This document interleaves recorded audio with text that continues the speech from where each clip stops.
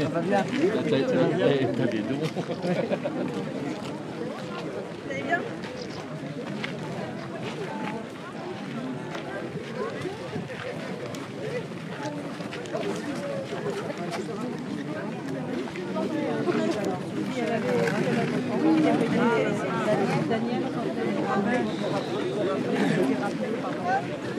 Oui, ça roule. Tellement de choses à gérer. Ouais.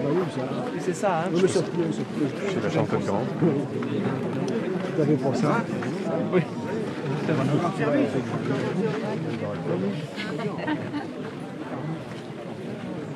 T'as vu, Jean-Yves?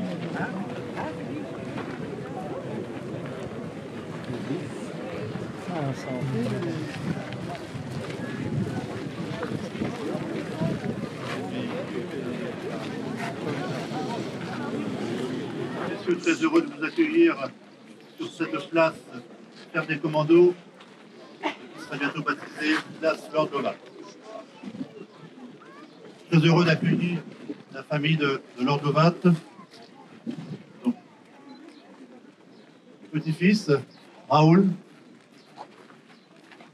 belle-fille de Lord Lovat et le petit-fils, l'arrière-petit-fils de Lord Lovat. Vous nous faites l'honneur d'être présents en Fréville aujourd'hui pour un moment important pour la population d'Amfreville.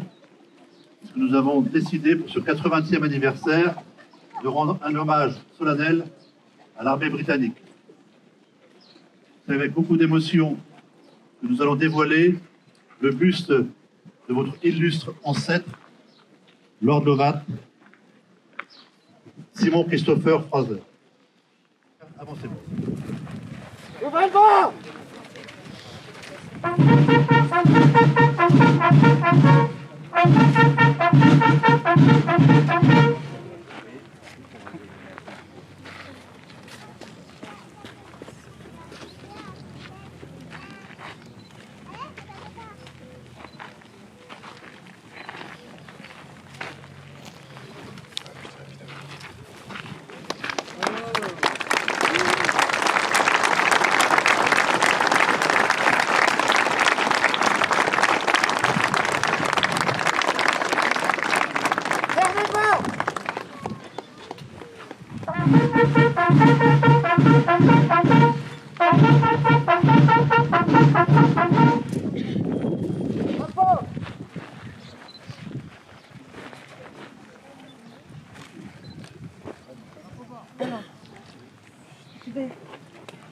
Alors, j'ai écrit mes mots en français parce que... Alors, nous sommes tous honorés d'être ici aujourd'hui à l'occasion du 8e anniversaire. Merci. Anniversaire Compliqué, il y a du monde. D-Day.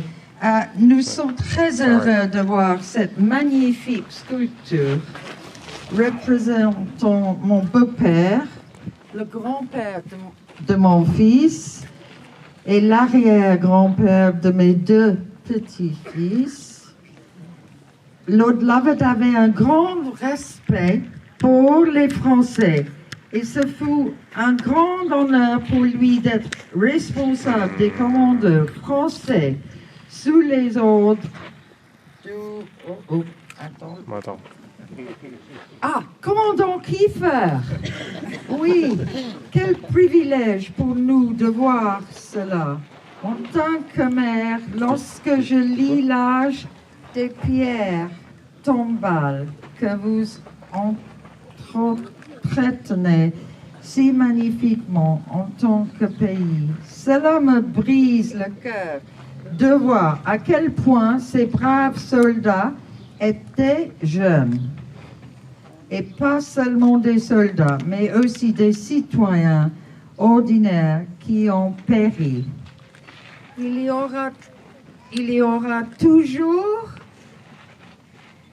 un grand espace dans nos cœurs pour les Français qui ont été battus pendant la guerre. Et vive la France! Vive l'Écosse!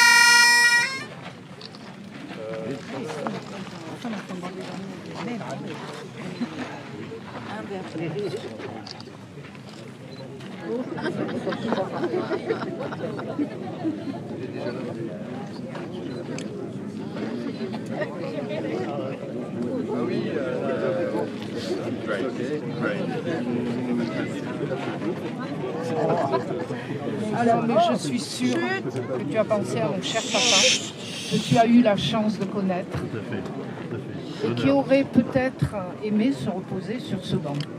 À défaut, comme je prends de l'âge, eh bien, je viendrai très souvent m'asseoir sur ce banc. Commando français et britannique qui nous regarde de là-haut.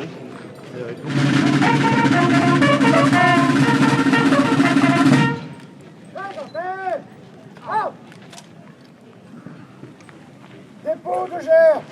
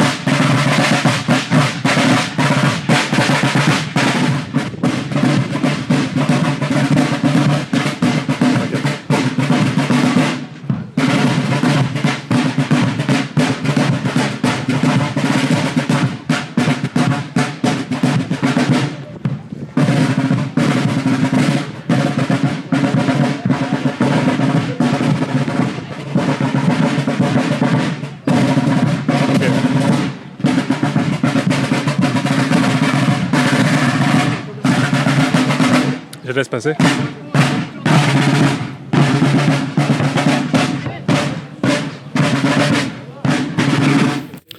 La cérémonie à laquelle vous allez assister dans quelques minutes est consacrée à la commémoration du 80e anniversaire du débarquement en Normandie. Cette cérémonie sera présidée par M. Madeleine, maire d'Amfreville. Saluons la présence des enfants des écoles et des cadets. La parole est donnée à M. le maire d'Amfreville. Mesdames et messieurs les représentants des hautes autorités civiles et militaires, monsieur le député, cher Christophe, monsieur le conseiller départemental, cher Emmanuel, madame, monsieur les représentants de la commune de Bruléo, chère Yasmine, mesdames et messieurs les maires des communes voisines, chers collègues, monsieur le président de l'amicale mémorielle des anciens combattants, mesdames, messieurs les porte-drapeaux, sapeurs-pompiers, fanfares, mesdames et messieurs membres de familles de commandos britanniques et français, monsieur Raoul Fraser, petit-fils de Simon Christopher Fraser, Lord Lovat, nous sommes très honorés de votre présence ainsi que celle de votre maman parmi nous en ce 80e anniversaire du débarquement. Merci à vous d'avoir répondu à notre invitation. Très honoré également d'accueillir la famille du colonel Robert Dawson. Mesdames et messieurs, le 6 juin 1944, se posait dans les champs de notre commune d'Amfreville, parachutiste et planeur. Quelques heures plus tard, débarqués sur les plages normandes, près de 150 000 hommes, britanniques, américains, canadiens, belges, néerlandais, luxembourgeois et français du commando Kiefer. Aujourd'hui, le monde entier a les yeux tournés vers la Normandie pour suivre le déroulement des cérémonies commémorant le 80e anniversaire du débarquement allié. Cette année, à Amfreville, nous célébrons une des grandes figures du jour J. Je veux parler de Simon Christopher Fraser, Lord Lovat. Lord Lovat et Bill Millin sont joueurs de cornemuse sur le pont Pegasus et l'un des personnages les plus légendaires parmi les héros du débarquement. Lord Lovat est décédé le 15 mars 1995 à l'âge de 84 ans. Il est décédé dans son château du domaine de Beaufort, dans le nord de l'Écosse. Lord Lovat est issu d'une vieille famille d'origine française. Sa famille avait quitté l'Anjou au temps de Guillaume le Conquérant pour venir s'installer en Écosse. Devenu baron à la mort de son père en 1933, Lord Lovat choisit la carrière militaire. Il est officier au Royal Horse Guards avant la Seconde Guerre mondiale. Une fois le conflit déclaré, il est volontaire pour les commandos. Il subit alors, comme tout commando, un entraînement intensif dans le but d'effectuer des missions spéciales, raids, sabotage. Comme tous les membres des commandos, il s'entraîne à de longues marches en tout terrain, par tous les temps, à la natation, à grimper à la corde, à escalader les falaises, à franchir les ravins, à attaquer une sentinelle par surprise ou à progresser silencieusement. En 1941, il participe au raid sur les îles Lofoten, situées au nord de la Norvège, occupées par les Allemands. Puis, il débarque une nuit sur la plage près de Boulogne, afin de capturer quelques prisonniers. En août 1942, il participe comme commandant du 4e commando au Grand Raid de Dieppe. Son unité est la seule à atteindre ses objectifs et à se retirer une fois la mission accomplie sans trop de pertes. En juin 1944, il participe aux opérations en Normandie.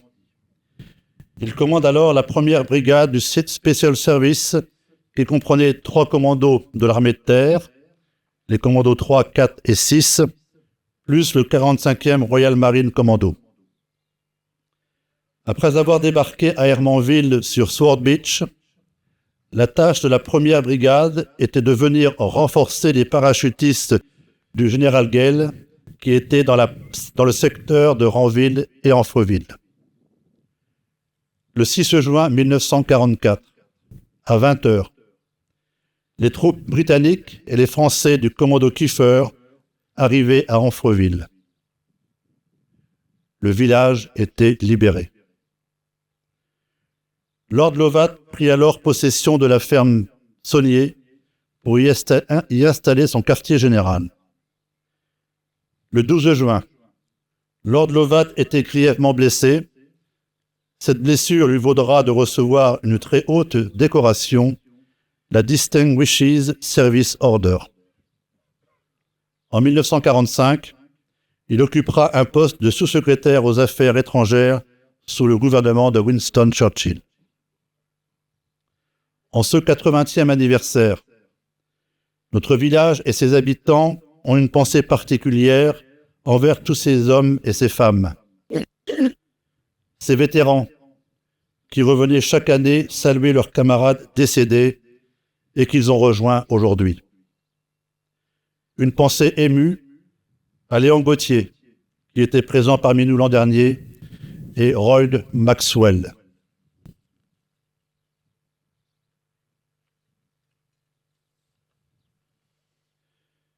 Oui, notre village tient à vous rendre un hommage solennel, et à travers vous, tous les courageux soldats du 6 juin qui risquèrent leur vie pour qu'aujourd'hui, nous puissions vivre libres et en paix. Mais nous savons très bien que cette paix reste fragile, au regard des événements qui se déroulent depuis plus de 2 ans aux portes de l'Europe en Ukraine. Et nous avons une pensée particulière envers le peuple ukrainien qui souffre aujourd'hui. Plus que jamais, nos deux grandes nations, la France et la Grande-Bretagne, doivent être unies pour permettre le maintien de la paix en Europe et son retour dans les territoires occupés. La paix n'est pas comparable à un objet précieux qui nous appartient. Il faut toujours la conquérir. Nordahl Grieg, écrivain et poète norvégien. Je vous remercie.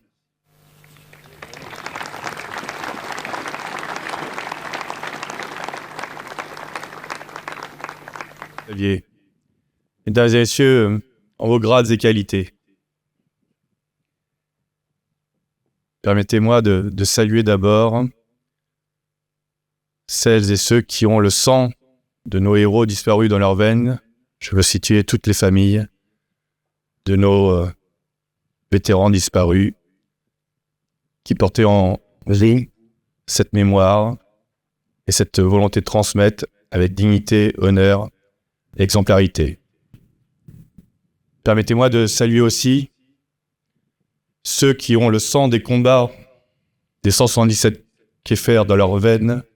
Je veux saluer tous les bérets verts ici présents, les dignes héritiers des 177 Kieffer. Salutations aussi à toutes celles et ceux qui portent en eux cette volonté de défendre les valeurs qui, à 80 ans, des hommes jeunes ont eu en eux, Français pour 177 qui ont débarqué, et d'autres, nos alliés, qui ne connaissaient pas obligatoirement la France, qui ont traversé la Manche, mais auparavant l'Atlantique, juste parce qu'on leur a dit qu'il fallait défendre la liberté. Alors je vais conclure en citant un homme que nous avons tous aimé, qui était là avec nous l'année dernière, Léon. Léon, j'avais la chance de le connaître, et je veux saluer toute sa famille ici présente. Et il y a quelques années, je lui avais fait rencontrer des jeunes qui s'étaient engagés dans le SNU. Il y a eu un échange, et des jeunes lui avaient posé des questions, et une question particulièrement, ils avaient dit, pourquoi, monsieur Gauthier, est-ce que vous êtes engagé à l'âge de 17 ans, en 1940 ? Pourquoi est-ce que vous avez traversé la Manche avec l'espoir de libérer la France ? Et Léon leur a dit, j'ai fait tout cela à 17 ans parce que j'ai été éduqué à aimer la France. Il n'y a rien de plus beau. Alors soyons dignes de leur sacrifice, soyons tous dignes comme nous le sommes aujourd'hui, tous ensemble réunis, pour transmettre cette dignité d'aimer la France. De tout faire pour toujours dire, on aime la France, on la défend, et pour la comprendre. Et ici, mesdames et messieurs, vous avez des vétérans qui ont des médailles. Nous n'avons plus nos vétérans d'il y a 80 ans. Mais nous avons des vétérans ici qui ont des médailles. Ils ont derrière chaque médaille une histoire à raconter. Ben, c'est aussi la descendance de celles et ceux qui ont débarqué il y a 80 ans. Voilà le partage que l'on doit faire si on veut continuer à transmettre, à éduquer, et ensemble à éduquer nos jeunes, et tous ensemble à dire simplement on aime la France, on est fiers d'être Français, et merci beaucoup à tous nos alliés qui nous ont permis aujourd'hui d'être libres, sereins, indépendants et dignes. Je vous remercie.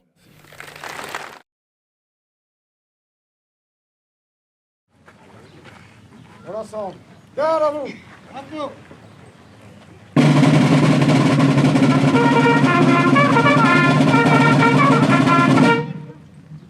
Présentez. Oh. Dépôt de gerbe.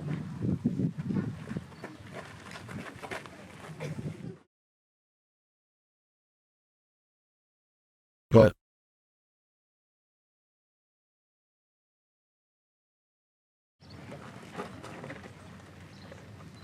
Dépôt de gerbe.